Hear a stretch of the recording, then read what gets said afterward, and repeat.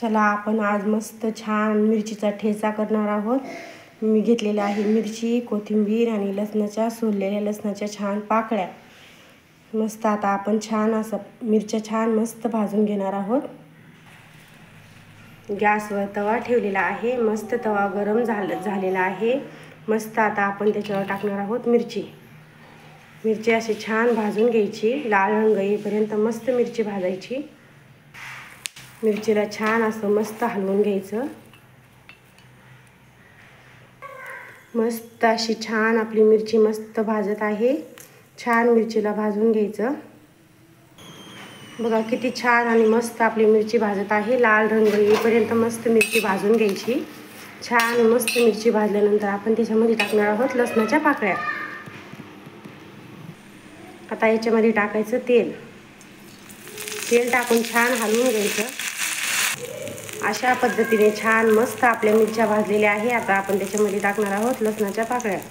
लसणाच्या पाकळ्या छान टाकून मस्त हलवून घ्यायचं आणि टाकायची कोथिंबीर।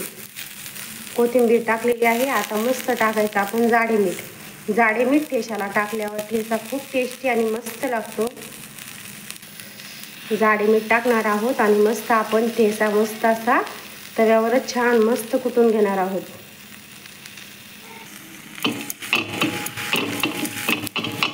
छान मस्त बारीक असा ठेचा छान कुटून घ्यायचा। छान बारीक होईपर्यंत ठेचा कुटून घ्यायचा।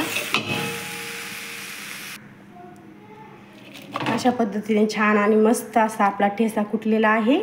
आता आपण मस्त कांद्याच्या पातीमध्ये मस्त ठेचा परतून घेणार आहोत। ठेच्याला छान असं कांद्याच्या पातीमध्ये परतणार आहोत आपण। अशा पद्धतीने मस्त आपला ठेचा तयार झालेला आहे। आता आपण याला मस्त परतून घेणार आहोत। कांद्याची पात मस्त कापून घेतलेली आहे आणि स्वच्छ पाण्याने धुतलेली आहे। आता आपण मस्त ठेचा कांद्याच्या पातीमध्ये परतून घ्यायचा। पातेल्यामध्ये तेल टाकलेलं आहे। मस्त तेल गरम झाल्यानंतर त्याच्यामध्ये टाकायची मोहरी। मोहरी छान तडतड झाल्यानंतर आपण त्याच्यामध्ये टाकणार आहोत कांद्याची पात। मस्त कांद्याची पात टाकून घ्यायची। कांद्याच्या पातीला मस्त छान असं हलवून घ्यायचं। छान असं कांद्याच्या पातीला हलवून घ्यायचं। थोडीशी नरम झाल्यानंतर आपण त्याच्यामध्ये टाकणार आहोत ठेचा।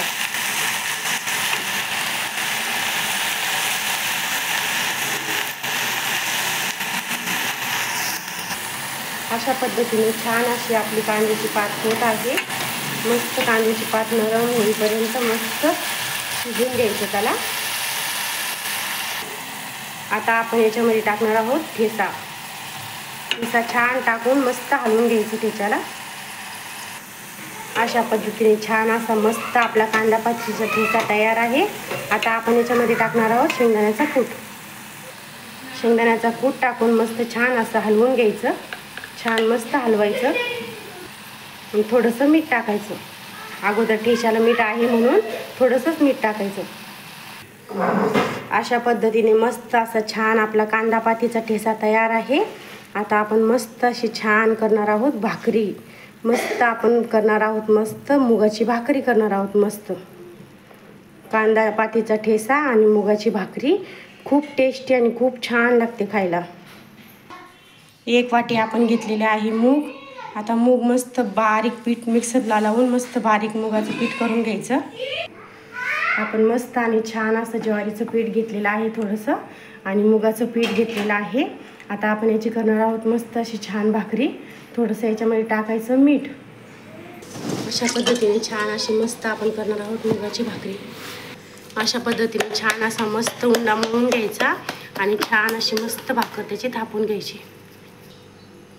मस्त छान भाकरी थापून घ्यायची।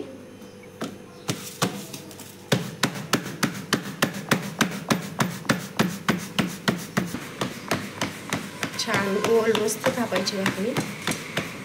तो छान मस्त गरम करायला तवा ठेवलेला आहे। आता मस्त आपण भाकरी भाजून घेणार आहोत। छान भाकरी अशी आपण भाजून घेत आहोत। पाणी लावून घ्यायचं आता भाकरीला। सगळीकडून मस्त छान पाणी लावायचं। छान मस्त भाकरी छान अशी भाजून घ्यायची। मस्त मस्त भाजून घ्यायची भाकरी। आपली भाकरी मस्त छान अशी भाजत आहे। आता भाकरीला मस्त आपण पलटून घेणार आहोत। मस्त आपण पलटून घेतलेली आहे भाकरी। बघा आपली भाकरी किती छान मस्त झालेली आहे। आपण आता मस्त खरपूस अशी छान मस्त भाकरी भाजून घेणार आहोत. अशा पद्धतीने छान अशी मस्त आपली भाकरी भाजत आहे. आता भाकरीला आपण घेणार आहोत मस्त भाजून घ्यायचं. अशा पद्धतीने छान अशी मस्त भाकरी भाजून घ्यायची. छान भाकरी अशी मस्त भाजून घ्यायची. अशी मस्त आपली भाकरी भाजलेली आहे. अशा पद्धतीने छान अशी मस्त आपली मुगाची भाकरी आणि कांद्यापातीचा ठेसा मस्त छान असा तयार आहे.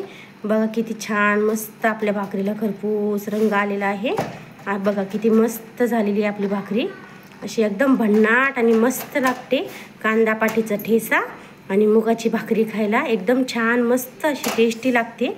मुगाची भाकरी आणि कांदापातीचा ठेसा असं आपलं मस्त झालेलं आहे. मस्त छान झालेली आपली भाकरी कांदापातीचा ठेसा.